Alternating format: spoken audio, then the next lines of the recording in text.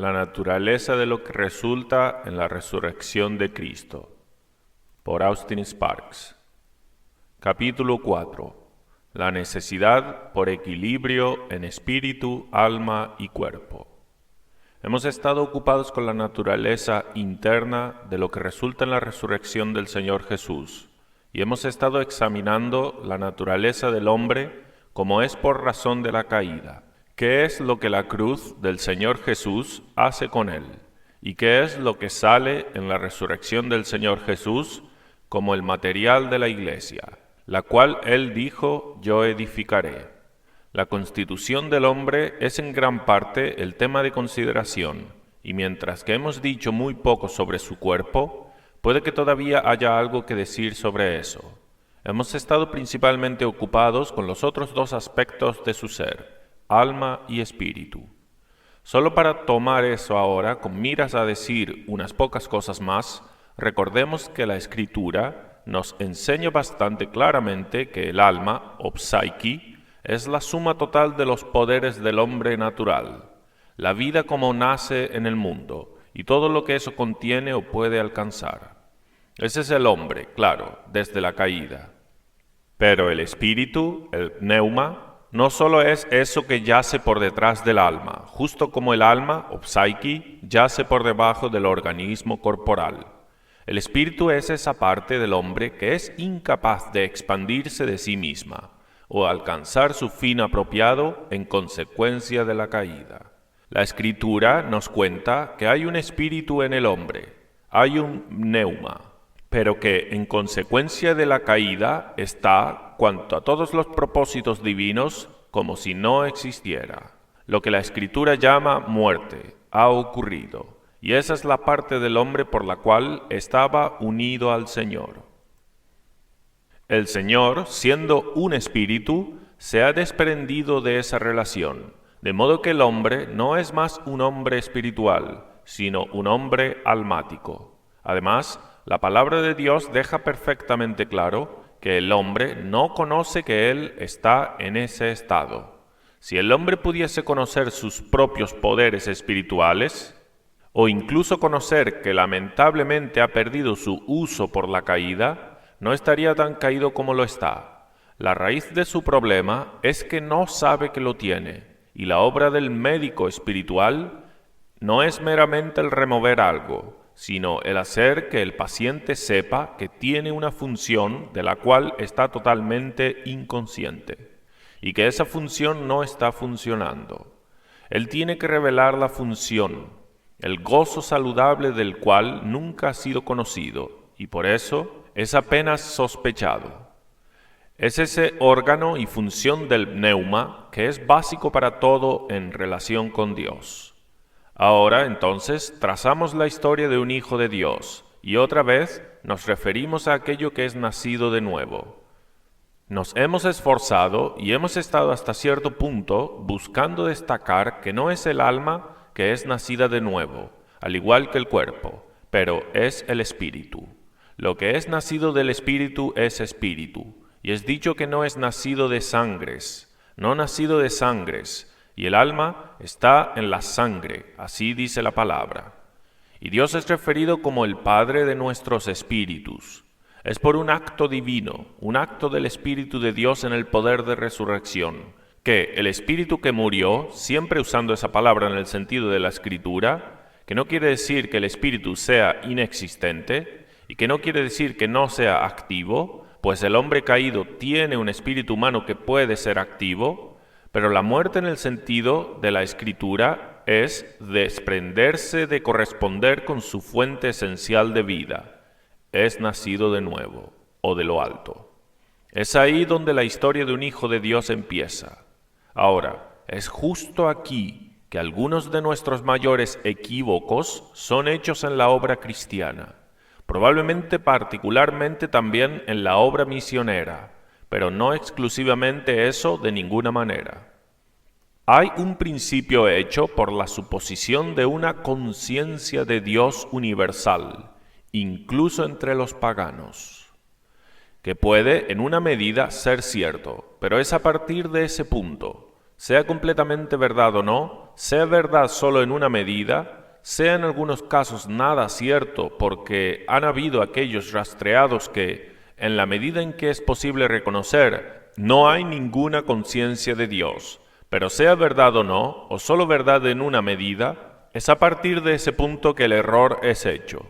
Hay una suposición, generalmente, de esa conciencia de Dios, y después un procedimiento a construir una enseñanza sobre eso, la verdad del Evangelio, si quieres. Es decir, tomar algo por sentado como estando ahí, y así buscando desenvolverlo por la verdad del Evangelio, por la palabra de Dios, y sacarlo, y educar o iluminarlo.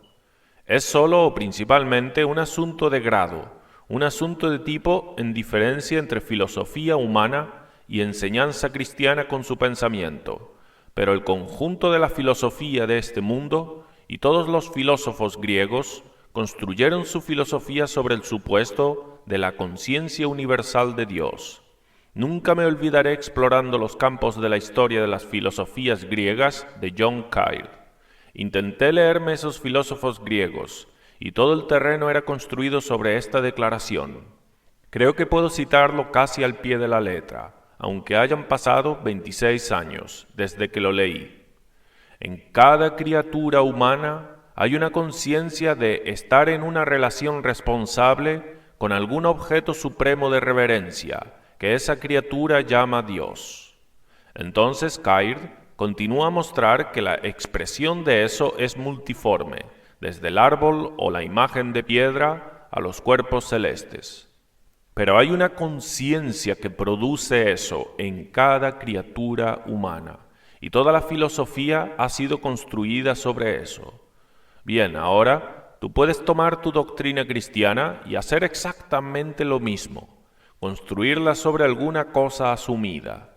Y con tu doctrina cristiana no tienes garantía de ir más allá del punto al que llega la filosofía pagana. Y la filosofía pagana era capaz de producir algunas cosas muy buenas en la elevación de la vida humana, el ennoblecer de las ideas humanas y en el cambio de vidas. Pero esa es una cosa diferente de la regeneración. Elevación y regeneración son cosas enteramente diferentes. Y es por motivo de un concepto erróneo fundamental, el desarrollo de algo asumido que hay ahí y su educación e iluminación con el Evangelio, el resultado es un cristianismo de alma, un cristianismo de razón, sentimiento, volición, causado por una enseñanza, por persuasión, a la luz de ciertas verdades evangélicas presentadas, y un espíritu todavía no nacido. En vez de reconocer que el espíritu en el hombre caído está muerto o durmiente, la conciencia de Dios es referida como activa en todos los hombres, y entonces el obrero procede a destapar esto que está sepultado por debajo de la sensualidad, en vez de recuperar lo que se ha perdido y descubrir lo que es desconocido. Existe toda la diferencia. El Señor Jesús es siempre fiel, claro, a principios básicos. Veamos la parábola del hijo pródigo, y por cierto, siempre es dudoso si esa parábola debe ser usada como un sermón evangélico. Generalmente es, pero tienes que tomarla con las otras 3 parábolas de Lucas 15, y lo que estaba en vista era una cuestión judaica, una pregunta judía y gentil que fue levantada por el Señor en ese momento. El hermano mayor y el menor representan 2 lados de la raza humana, y la última cosa que el Señor dijo sobre el Hijo fue: pues tu hermano estaba muerto, y ahora vive de nuevo, y estaba perdido y es hallado. Eso es fiel a la psicología bíblica. No es simplemente traer algo de vuelta, es el vivificar de algo de los muertos. No es solo el levantar del hombre de un estado bajo, es hacer un hombre nuevo. Él estaba muerto y vive otra vez, y estaba perdido y es hallado. Y ese es el estado del pneuma en el hombre. Muerto, ser hecho vivo. Perdido, y si estás perdido, no puedes obrar sobre algo que está perdido. Tiene que ser hallado. Y no podemos ser demasiado explícitos cuanto a la obra de regeneración y lo que efectúa en el hombre caído. La obra especial de regeneración es vivificar el espíritu. Sucesivamente controlará lo animal, refinará la vida intelectual y moral, pero no empieza ahí.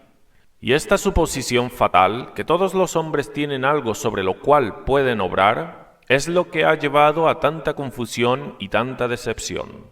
No hay nada sobre lo que obrar hasta que haya un vivificar en vida, y debe haber algo que produzca esa vida, que tiene esa vida en sí, y afecta esa vida en el objeto antes que pueda obtener el resultado de regeneración. Ahora, la palabra de Dios tiene esa vida. El mensajero debe tener esa vida. El Espíritu de Dios debe estar en la palabra, y esa palabra debe convertirse espíritu y vida, en un espíritu muerto, antes que pueda haber regeneración. No sirve de nada traer enseñanza cristiana a la inteligencia del hombre natural e intentar persuadirlo a actuar en respuesta a eso, a no ser que la palabra de Dios sea traída en el poder del Espíritu de Dios, a influir sobre algo que está muerto y que no puede reaccionar a esa palabra a menos que sea vivificado. Existe toda la diferencia entre obtener estas conversiones falsas, que son puramente almáticas y que al final colapsarán debajo de presión espiritual, y en el mejor de los casos, en una posición falsa, y obtener una regeneración real del espíritu. En esto, entonces, la necesidad del predicador es ser alguien lleno con el Espíritu Santo, y en esto la necesidad de la palabra de Dios ser predicada por hombres y mujeres normalmente llenos del Espíritu. El Señor a veces usa su palabra aparte de cualquier instrumento humano, pero su manera elegida es tener a los hombres llenos con el Espíritu Santo, usar una palabra llena del Espíritu Santo a fin de que lo que Él diga pueda ser en el poder de resurrección, en un espíritu que nunca puede responder meramente a un impulso o argumento físico. Es importante que reconozcamos eso en la obra del Señor. Por eso, cuánta oración es necesaria por detrás de toda obra de buscar guiar almas a la vida. Nuestras mejores producciones mentales del intelecto nunca podrán efectuar nada. Se requiere la palabra viva de Dios en el poder del Espíritu Santo para traer un alma al nuevo nacimiento. Y cualquier camino acomodadizo de lo que puede ser llamado evangelismo puede ser marcado por resultados muy insatisfactorios a la larga. Estos son días en los cuales las cosas como estas necesitan ser tomadas en serio. ¿Quieres conocer sobre qué base un alma ha sido supuestamente salva? Dime que un alma puede ser regenerada por una conmoción de algo de sus secretos internos de pecaminosidad, aparte de la obra de Dios en el poder del Espíritu Santo. Digo, eso no es regeneración, eso es psicoanálisis, y puede tener efectos maravillosos de elevación almática por un tiempo, pero solo por un tiempo. Vemos entonces brevemente qué es lo que es nacido de nuevo, y por tanto, en segundo lugar, qué es habitado por Dios. Es el espíritu del hombre que es habitado por Dios, no primeramente el alma o el cuerpo. Sé que puedes decir que la palabra dice, ¿qué? ¿No sabes que tu cuerpo es el templo del Espíritu Santo? Sí, eso es verdad en el mismo sentido que el atrio externo del tabernáculo, que era el lugar de Dios, y el santo lugar era el lugar de Dios, pero solo en ese sentido. El lugar esencial primario de Dios era el santísimo lugar, el santuario interno, y Dios solo llenaba el lugar santo y el atrio en virtud de estar personalmente establecido en el santísimo lugar. Y Él solo hace de nuestras almas y nuestros cuerpos su morada sobre la base de Él estar personalmente residiendo dentro de nuestros espíritus. Dios no habita en nuestros cuerpos solamente, o en nuestras almas solamente, y Él no habita completamente ni en el alma ni en el cuerpo, o ambos. Él se desborda a ellos desde el espíritu, y en ese sentido, un vaso dentro de vasos. Él habita en el hombre. Él habita en el espíritu de un hijo de Dios. Entonces, eso nos lleva a ver la tercera cosa. ¿Cuál es el órgano educacional y base del Hijo de Dios, que es el Espíritu renovado?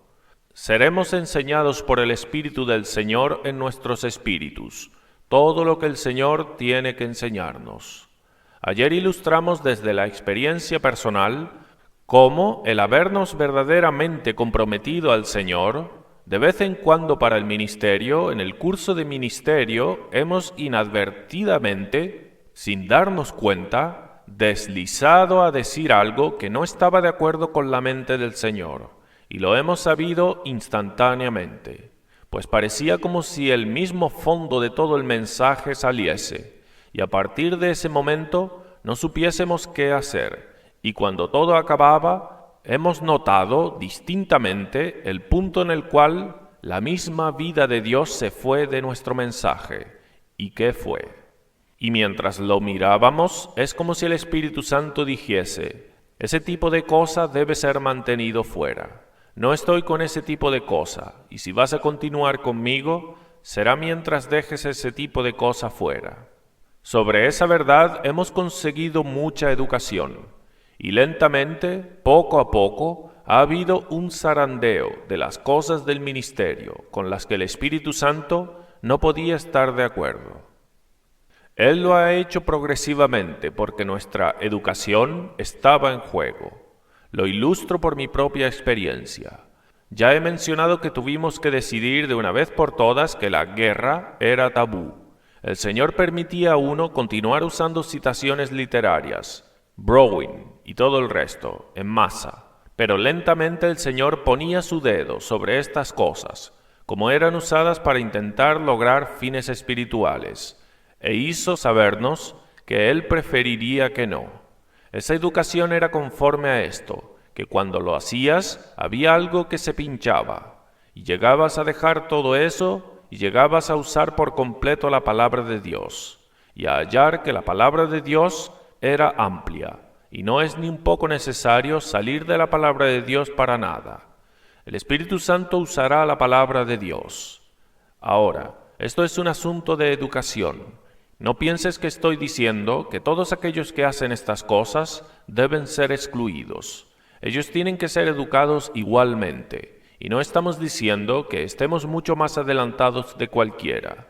Pero estoy indicando, recuerda, que el órgano y base de la educación espiritual es el Espíritu vivificado y habitado por el Espíritu Santo, de modo que el Espíritu da testimonio con nuestro espíritu sobre las cosas de Dios.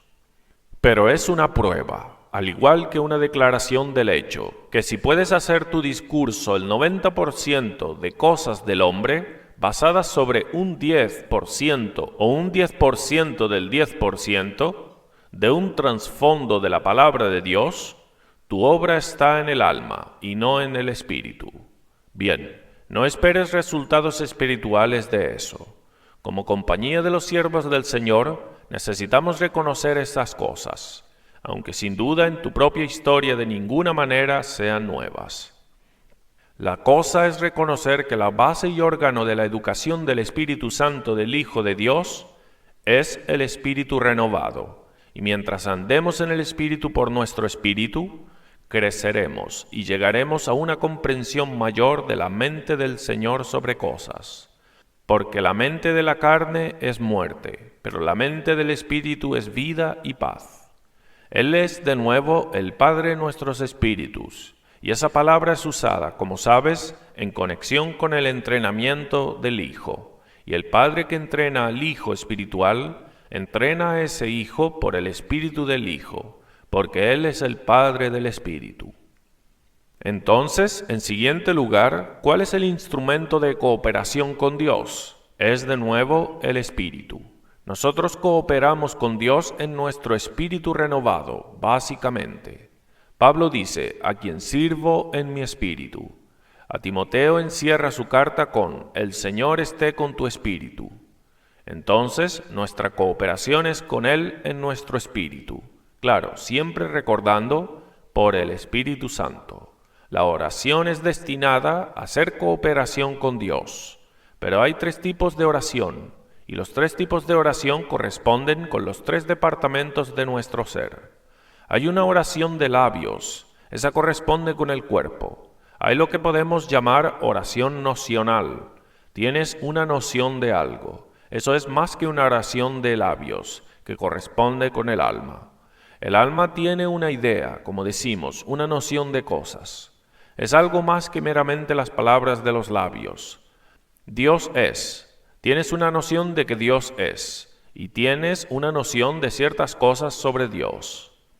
Nuestras ideas son tal vez, en una manera general, de que Dios tiene una voluntad, y lo que Dios quiere cuanto a la reverencia, adoración y así por delante. Corresponde al alma. Luego hay la oración devocional, en la cual hay comunión inmediata con Dios. Esa corresponde al espíritu. Eso también puede bien zarandear y probarnos en nuestra vida de oración.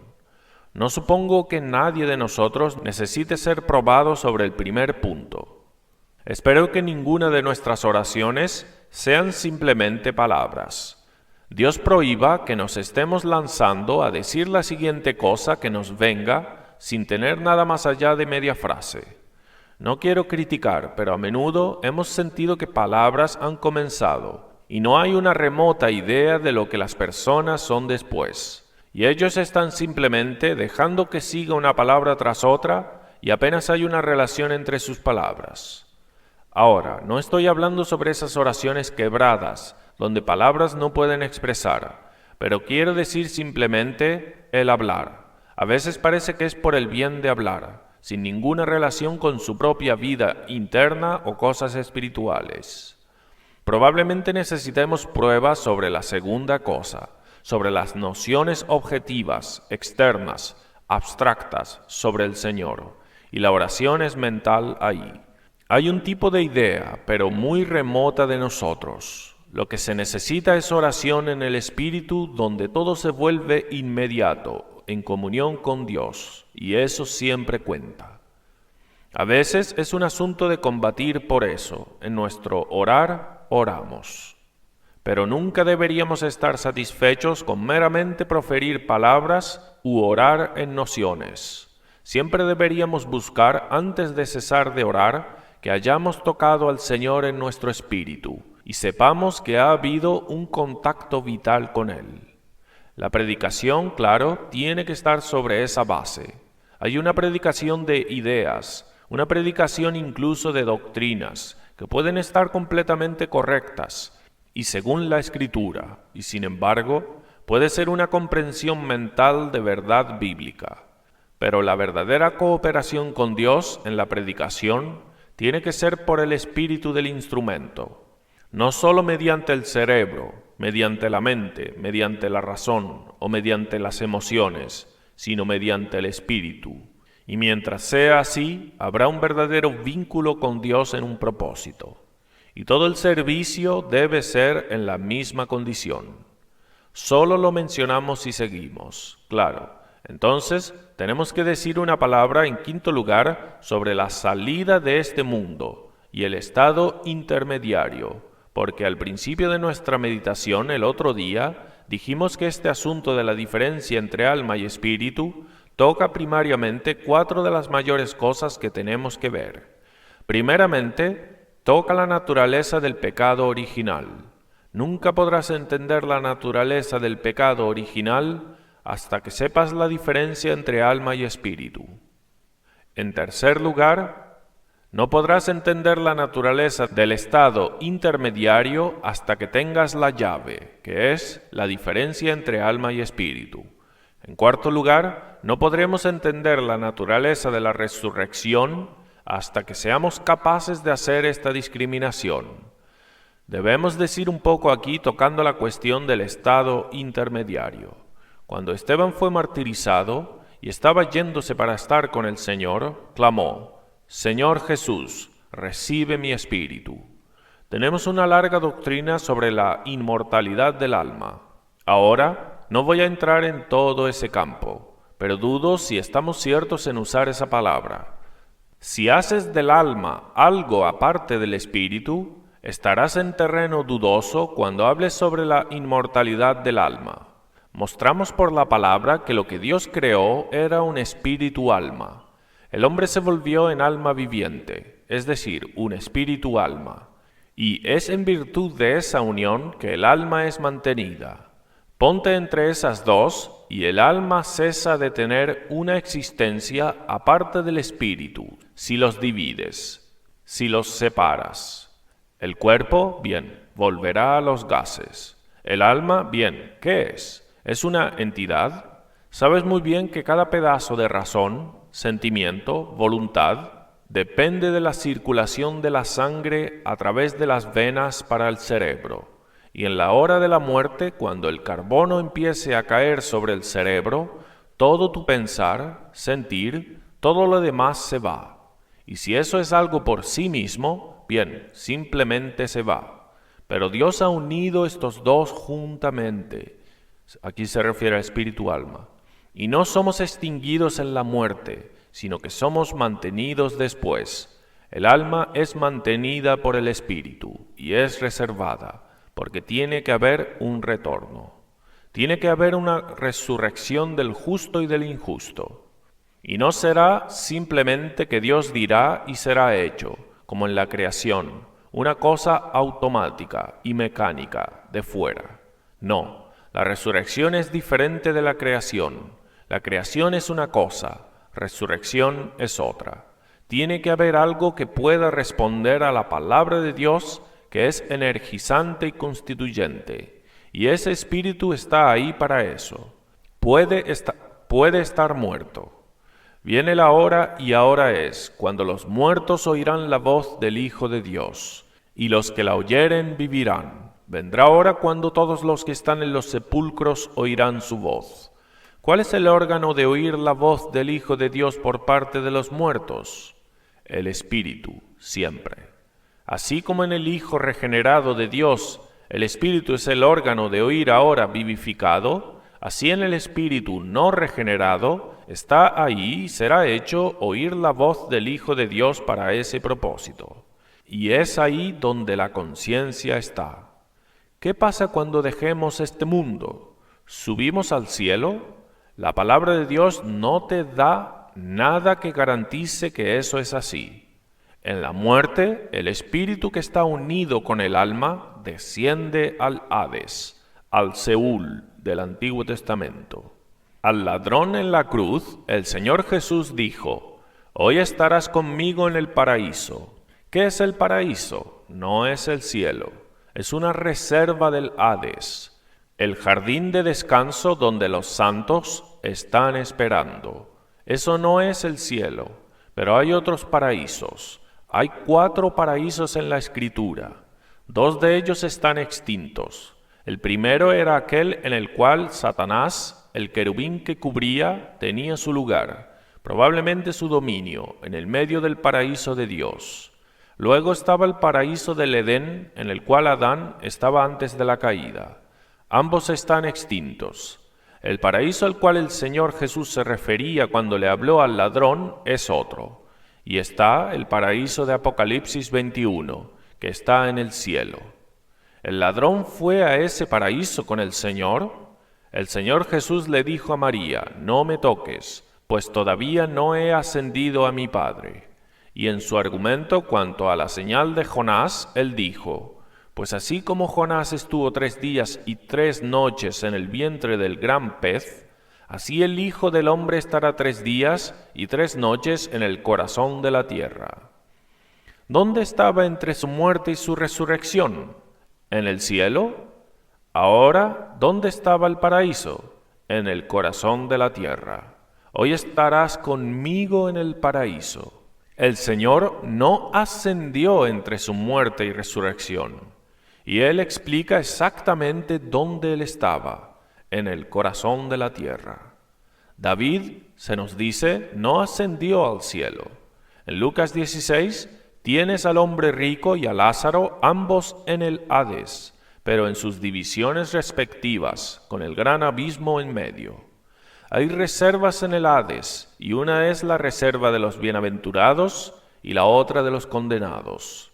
El espíritu de Samuel subió, aquí pongo entre paréntesis, o sea, subió a la tierra, o a quienes estaban en la tierra, y no bajó del cielo, porque dice, subió.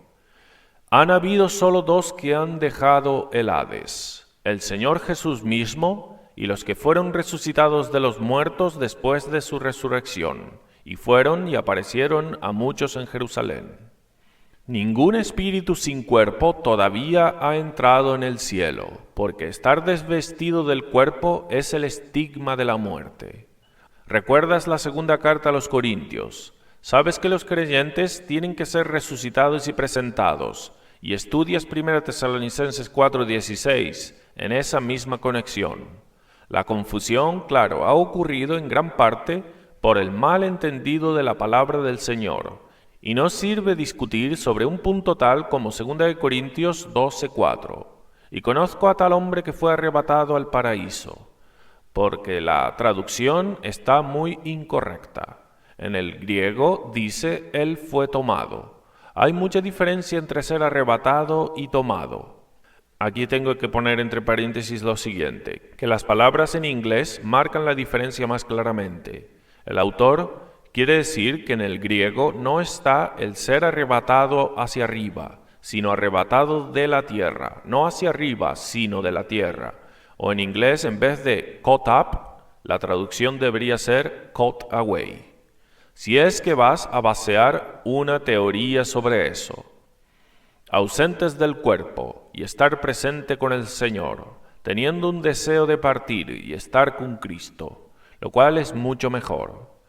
Pero eso no quiere decir necesariamente estar en el cielo en el sentido completo. En el Salmo 139 David dice, si en el Seol hiciere mi estrado, he aquí allí tú estás. Estar presentes con el Señor. Volviendo a nuestro pasaje básico de esta semana, y las puertas del infierno, Hades, no prevalecerán. La casa de muerte no prevalecerá contra ella. Ahora, la victoria completa será cuando esto mortal se haya vestido de inmortalidad, y no antes. Y no puedes entrar en el cielo, en el sentido completo, sin la victoria completa. Eso demanda un cuerpo resucitado. Nadie estará en el cielo sin su cuerpo de resurrección. Espero que eso no quite brillo de las cosas para ti. No hay ninguna diferencia, no hace ninguna diferencia si estamos con el Señor y en descanso. Eso es todo lo que importa. En ninguna parte se nos dice que vamos inmediatamente con nuestro cuerpo celestial, nuestro premio celestial, a estar en la plenitud de felicidad en el cielo. El cuerpo de resurrección. El cuerpo resucitado por el cual al final llegaremos al cielo depende de que nuestro espíritu sea habitado por la vida de resurrección, ser vestida con nuestro cuerpo. Es el espíritu ya levantado que le será dado un cuerpo resucitado. Habrá resurrección para el malvado, pero la palabra del Señor Jesús en Juan 5:29 deja clara la diferencia. Los que hicieron lo bueno saldrán a resurrección de vida o a la vida de resurrección, mas los que hicieron lo malo a resurrección de condenación o a la condenación de resurrección. Habrá resurrección para ambos, y ambos serán resucitados por causa del espíritu alma, algo que sobre la palabra de resurrección puede operar. Pero uno está saliendo en resurrección de vida, otro está saliendo en resurrección de muerte. Y todo depende de lo que ha pasado aquí, si somos nacidos de nuevo. Es decir, si el Espíritu ha sido habitado por la vida eterna, indestructible, celestial. No debemos confundir el lenguaje y no confundir la vida eterna con inmortalidad. Son dos cosas enteramente diferentes. Quisiera concluir señalando una o dos cosas que son importantes que reconozcamos. Solo una pequeña palabra sobre mezcla. Habiendo estudiado esto plenamente, no de ninguna manera extensivamente, la naturaleza del alma y espíritu y los órganos y operaciones y frutos de ambos, es importante que nosotros recordemos que puede haber una mezcla terrible de los dos. Puede haber algo que es del Espíritu de Dios y por tanto, por un espíritu vivificado y por eso verdaderamente espiritual, divinamente espiritual. pero se vuelve terriblemente envuelto con mucho más de lo que es del alma, y cuando es así, obtienes una mezcla y confusión terrible. Existe tal cosa como empezar en el espíritu y continuar en el alma. Existe tal cosa como tener algo que es de Dios, pero tan terriblemente abarcado por los remolinos de lo físico como para dejar la cosa tan confusa y tan mezclada que no sabes lo que es de Dios y lo que es del hombre. Y a la larga, a menudo, eres obligado a abandonar alguna cosa, porque te has involucrado en algo tan mezclado que la única cosa que hacer es salir y dejarlo.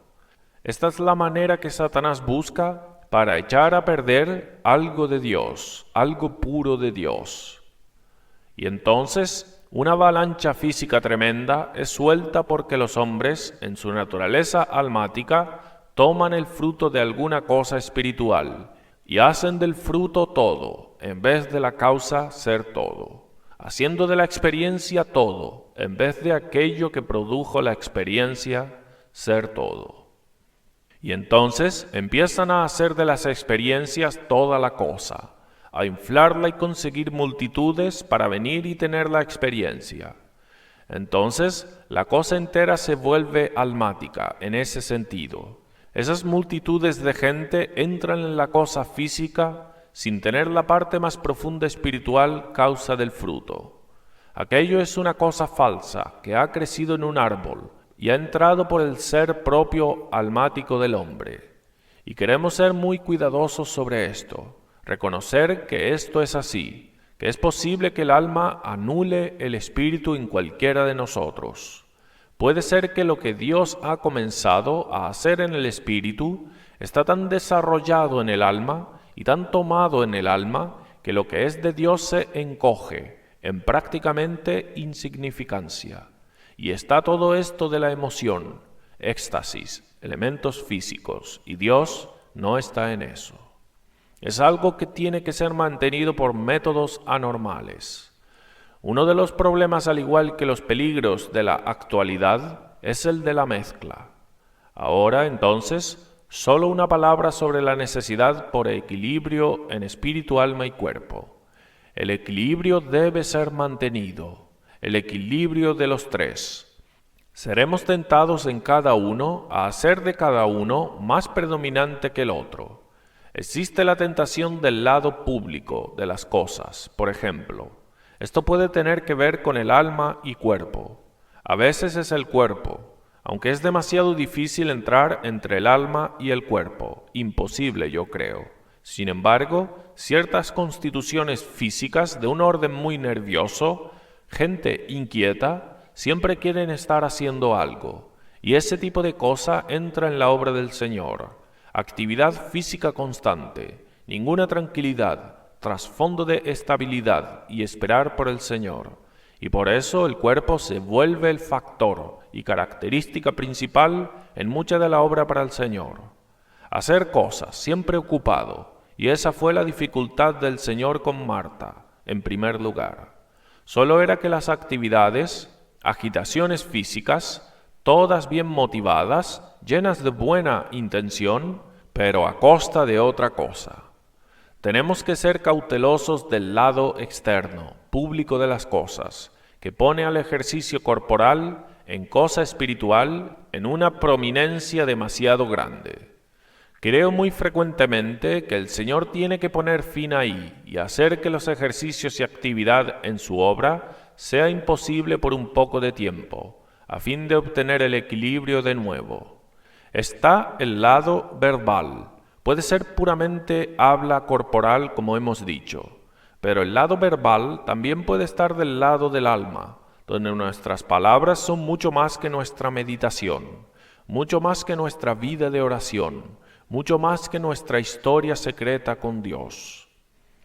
Y el día en el cual nuestro ministerio en palabra exceda nuestra comunión con Dios en secreto, ahí se colará un estado desequilibrado en nuestro ministerio y entrará debilidad.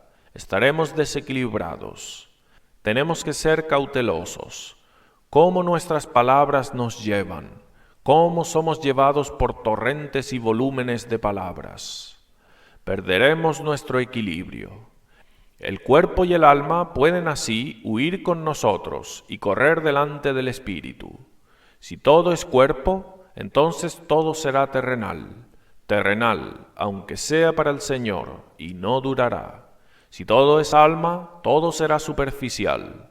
Puede hacer algo por el momento en el camino de incitar a la gente, tener cosas hechas, pero será puramente superficial y no durará.